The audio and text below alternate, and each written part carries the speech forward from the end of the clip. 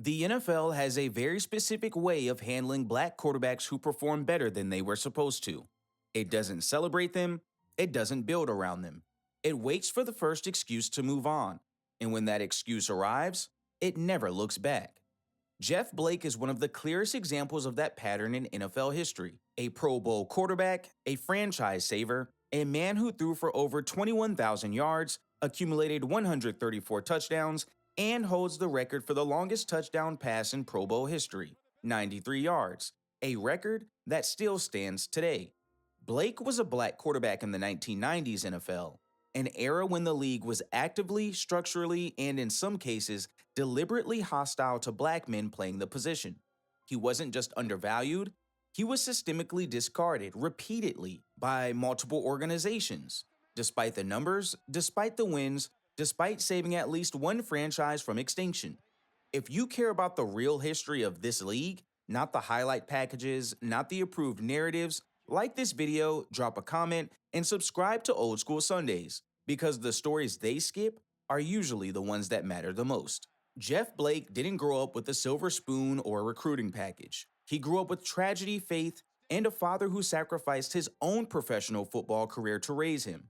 His mother, Peggy Blake, drowned on July 5, 1976, trying to save a younger sibling at Wekiwa Springs State Park in Florida. Jeff was 5 years old. His father, Mirer, who had played slot back in the Canadian Football League for the Toronto Argonauts, canceled a scheduled tryout with the Tampa Bay Buccaneers. He wasn't chasing a roster spot, he was raising his son. Emery became a physical education teacher, a football coach, and eventually the pastor of Progress Missionary Baptist Church in Sanford, Florida. That's the household Jeff Blake grew up in, one built on sacrifice, faith, and football. By the time Jeff hit his senior season at Seminole High School, he was one of the top-ranked quarterbacks in the country. Florida came calling, Miami came calling, Florida State came calling.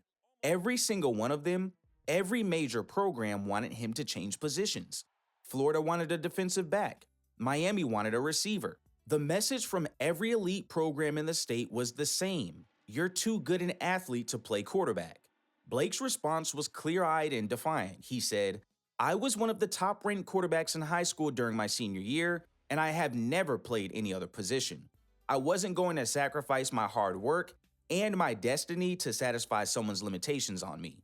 He chose East Carolina University, specifically because they were used to starting black quarterbacks. His words, "In their eyes, I was simply a quarterback." That shouldn't be a remarkable statement, but in 1988, for a black kid from Florida, it was. And at East Carolina, he didn't just play, he took over. By his senior season in 1991, Blake had thrown for 3,073 yards, a school record, with 28 touchdowns and only 8 interceptions. He led the Pirates to an 11-1 record, a top 10 national ranking, a Peach Bowl comeback victory over NC State where he was down 17 points in the fourth quarter and threw for 378 yards and 4 touchdowns. He finished in the top 10 of Heisman Trophy voting. This wasn't a small school story, this was a national story.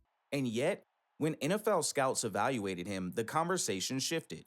Not about command, not about production, not about the comebacks or the deep ball or the 11-1 record. Instead, Blake entered the league as an afterthought, and the reason had nothing to do with what he'd actually done on the football field. The 1992 NFL Draft is one of the worst in league history. Not a single Hall of Famer came out of it. That context matters because inside that historically bad draft, Jeff Blake fell to the 6th round, pick 166 overall, selected by the New York Jets.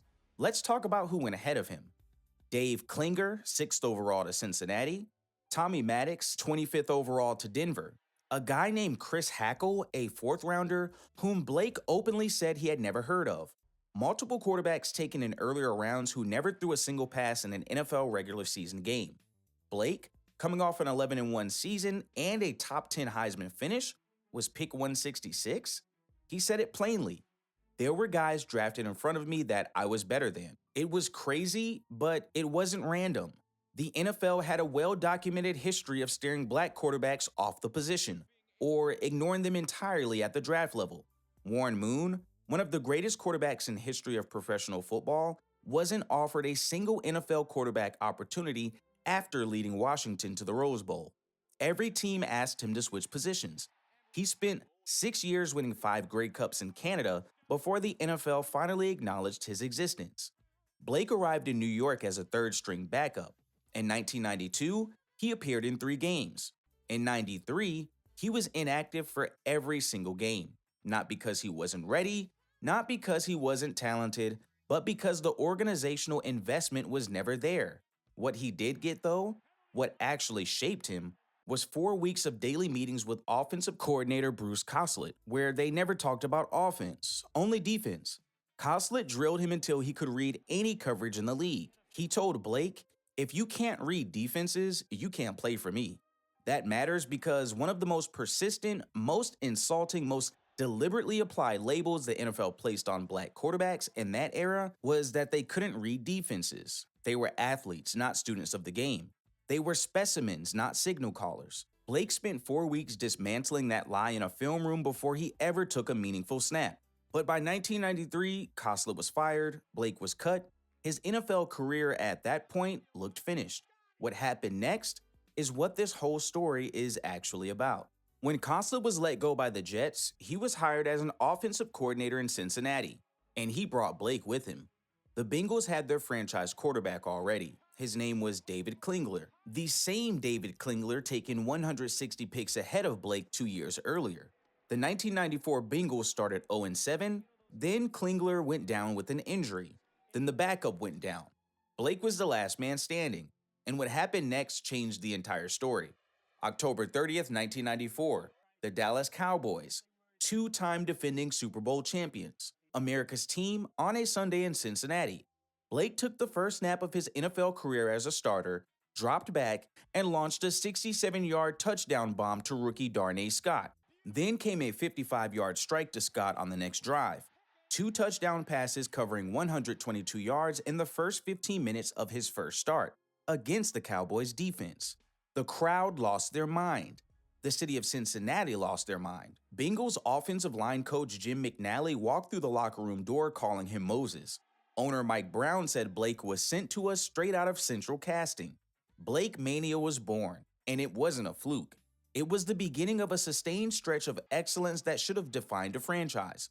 In his Pro Bowl season of 1995, Blake threw for 3,822 yards and 28 touchdowns. He finished top 10 in the league in completions, passing yards, and touchdown passes. He signed a 5-year, $13 million contract. He went to the Pro Bowl and threw a 93-yard touchdown pass, the longest in Pro Bowl history, a record that still stands. In 1996, with Blake under center, the Bengals went 8-8, their only non-losing season in a 12-year stretch between 1991 and 2002. A quarterback stepped in for a 0-7 team, threw for nearly 4,000 yards, made the Pro Bowl, brought a dead franchise back to respectability, energized a fan base so thoroughly that historians have argued his play directly influenced county voters to pass the half-cent sales tax that funded Paul Brown Stadium. That, without Blake, the Bengals might have left Cincinnati entirely. For some quarterbacks, that stretch becomes a legacy, a foundation, the beginning of something organizational. For Jeff Blake, it became a footnote. The moment the Bengals saw a path to a different future, they stopped investing in the one standing right in front of them. It didn't end dramatically. It ended the way it always ends for black quarterbacks the NFL never fully committed to, with a slow, quiet series of decisions that were each individually defensible and collectively damning. In 1997, the Bengals brought back Boomer Esiason, their old white franchise quarterback, as a mentor and backup. When Blake hit a rough patch midseason, head coach Bruce Coslet pulled him for Esiason. The same Coslet who had championed Blake from day one chose comfort and familiarity over his own guy. Blake had 8 touchdowns, only 7 interceptions, and 235 rushing yards in his 11 starts. His reaction was blunt. This type of thing has been happening here for the last 20 years. Then came the move that tells you everything. In 1998, instead of committing to their Pro Bowl quarterback, the man who had done more for that franchise than any player in a decade, the Cincinnati Bengals signed Neil O'Donnell, a white quarterback who had just been waived by the New York Jets. They gave him a 4-year, $17 million deal. More money, more security, more organizational faith than Blake ever received from the same front office. O'Donnell started 11 games, the team went 3-13. Then they drafted Akili Smith third overall in 1999, a move so catastrophically misguided that Smith is now considered one of the worst draft picks in NFL history. Blake was gone after that season, his frustration fully earned. He said it directly. I was never in a position where the team said, Jeff Blake is our quarterback and we're going to draft around what he needs to succeed. In the post-Blake Bengals, they didn't match his record until 2003. They didn't have a winning season until 2005. 6 years later, after cycling through Smith, Scott Mitchell, Gus Frerotte, and John Kitna, the revolving door of mediocrity they chose over the quarterback they already had. The rest of Blake's career played out across 5 more teams in 6 seasons. New Orleans, Baltimore, Arizona, Philadelphia, Chicago. Productive everywhere. Committed to nowhere. In New Orleans, he went 7-4 as a starter and broke his foot. Aaron Brooks replaced him. The Saints made the playoffs, and Blake never got another start.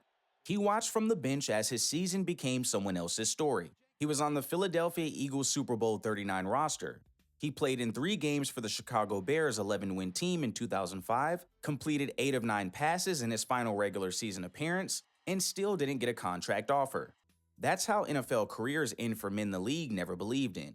Not with failure, with silence. When people talk about Jeff Blake now, they almost always lead with the Bengals years, the deep ball, the Blake Mania shirts.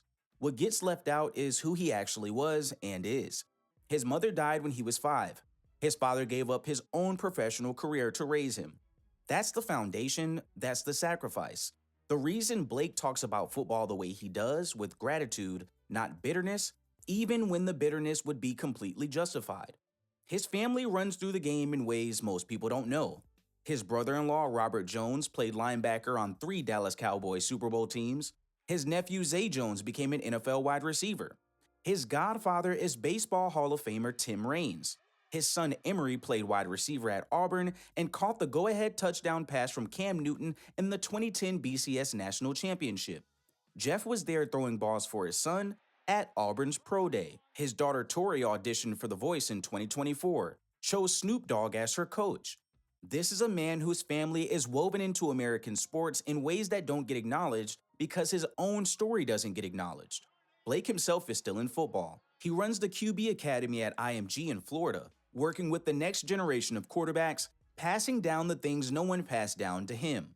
The knowledge, the craft, the belief that a black kid from Florida can walk into any NFL facility and simply be a quarterback. He said it himself. I'm happy with what I'm doing. I want to help develop the next generation of players. No bitterness, no what-ifs, just a man who loved the game more than the game ever loved him back, and who chose to give that love to someone else. Jeff Blake's story doesn't exist in isolation. It exists inside a pattern so consistent, so well documented, that calling it accidental stopped being credible a long time ago. Academic research on this is not subtle. One study found that black starting quarterbacks were nearly twice as likely to be benched as their white counterparts, controlling for age, injury, and organizational investment. Another found that black high school quarterbacks were more than 28% more likely to be forced to change positions before they ever reached the pros. The coded language was built into the coverage itself. Black quarterbacks were described as physical specimens and athletes. White quarterbacks were students of the game and smart decision makers. The bias wasn't just in front offices, it was in the vocabulary the media used to talk about the position. And then look at the numbers. Blake threw for more career passing yards and more career touchdowns than Trent Dilfer, a first-round pick given 6 full seasons in Tampa despite a 4-touchdown, 18-interception season in year 2. Blake outproduced Heath Shuler, who received a 7-year, $19 million contract despite a career passing rating of 54.3, 24 points lower than Blake's. He outproduced Rick Mirer, who was traded from Seattle to Chicago for a first-round pick despite a losing record as a starter. These men received time, investment, grace. The difference wasn't performance. The numbers make that impossible to argue. The difference was the belief, or the absence of it, that lived inside the organizations making decisions. Blake didn't lose his career because he failed. He lost it because the NFL never decided to believe in him the way it believed in men who did far less. And until that standard is applied evenly, until black quarterbacks are given the same margin for error, the same patience, The same organizational faith, his story won't be the last one like it. Jeff Blake threw for over 21,000 yards. He made the Pro Bowl. He holds a record that has stood for 30 years. He saved a franchise and possibly kept a city from losing its team. And the NFL repaid him by cycling through inferior white quarterbacks ahead of him, behind him, and in place of him at every single stop. His story isn't about what he lacked.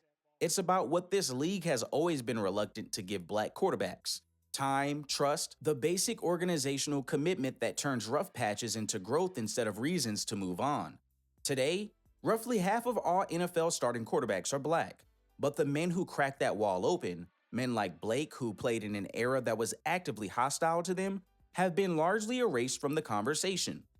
This is why Old School Sunday exists, to pull these names back out of silence, to ask the hard questions about why the silence happened in the first place. If you want more forgotten stories, uncomfortable truths, and real NFL history, like the video, drop a comment, and subscribe to Old School Sundays, because the names they forget usually tell you the most.